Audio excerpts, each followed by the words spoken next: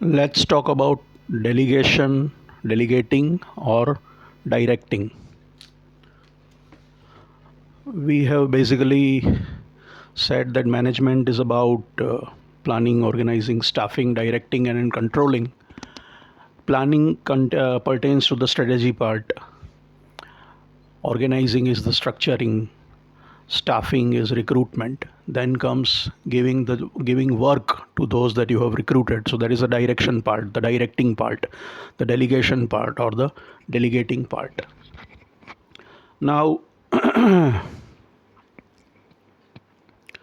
why should you delegate? Well, because that's why you hired those people, right? So if you're not going to delegate to them, you're not going to get your money's worth. You are paying them, and if you don't give them work to do, if you're just sitting idle or just doing some routine unimportant activities, then what is the point of recruiting these people? You are wasting their capabilities. If you delegate, your workload will reduce. That's important. You are adding to your capacity. Maybe the person that you are delegating to is only half as good as you, but still, if you add his half to your full, you are still getting 1.5 times the output that you would get if only you were working and he or she was not working. So you are adding to your capacity even if that person doesn't have the same capacity. Delegation also means that that person gets motivated because you are giving him some authority and some responsibility. So there is some interest, there is some motivation. So that is why it is important to delegate. You must delegate. That is, professional management is about hiring qualified professionals, qualified, competent professionals who have experience, skills, qualifications, putting them in the right positions, and then giving them those assignments for which they've been hired. That is professional management. So that is one of the cornerstones of professional management. So you must delegate. Otherwise it doesn't make any sense. So these are the various reasons that you must delegate. Many times the problem is that you are afraid to lose control. You are afraid that the person will mess it up. You have trust issues, and for some or the other of those reasons, you try to avoid, or you're too lazy. Giving somebody, or you are shy, calling somebody, making him sit down with you, explaining things, giving him a job. That is something that you have to do. You have to overcome that hesitation. So that is important. That is an important psychological barrier that must be overcome. So you need to do that. Otherwise, the point of hiring people wouldn't make sense. So delegation has to happen, must happen. How do you delegate? You ideally make people take notes, and you should also keep notes. Explain why something needs to be done first.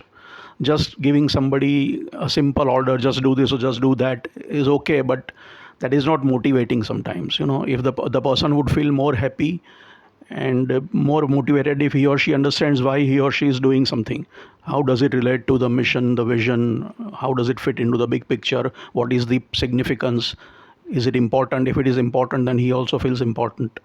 So explain why something needs to be done. Why is it important? Discuss the methodology, how it should be done. You can have a discussion.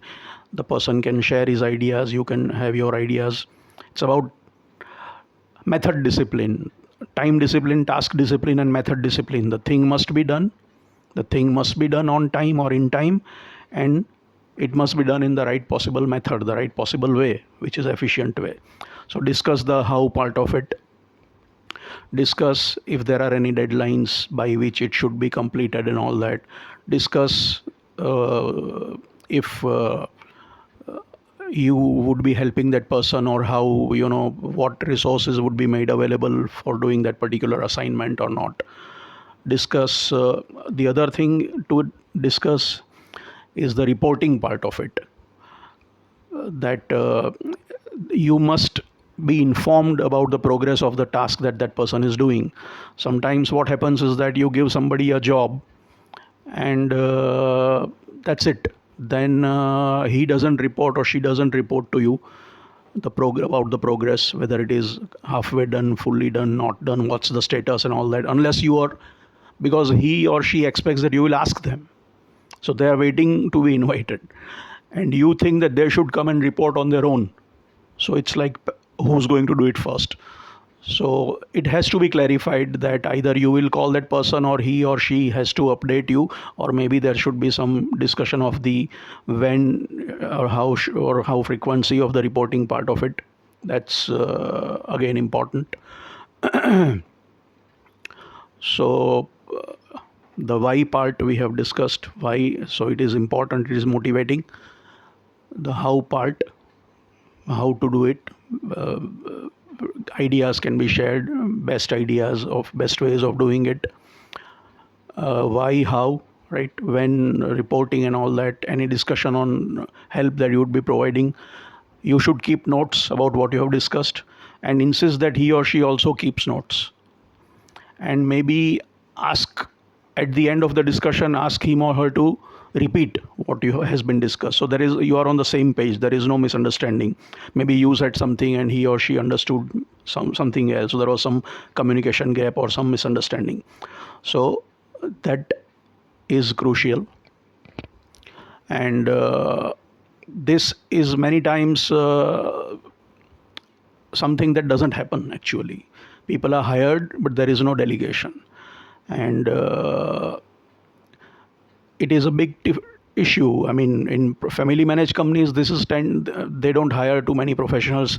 But even if the people that have been hired are not even fully utilized, even in professionally managed companies, so-called professionally managed companies, there is hiring, but the authority and responsibility are not pushed downwards. They have not been delegated properly. So that's underutilization of resources, and that is a pity. That is a tragedy. So because of various psychological reasons about losing control and not having confidence in the other person's capability, or trust issues, or if you give somebody a job you will become useless, and all those kinds of losing control, that's a big psychological challenge that needs to be overcome for your own development as well as for the development of the other person. The delegatee is also happy if he or she is given a job. I mean, they're supposed to be happy.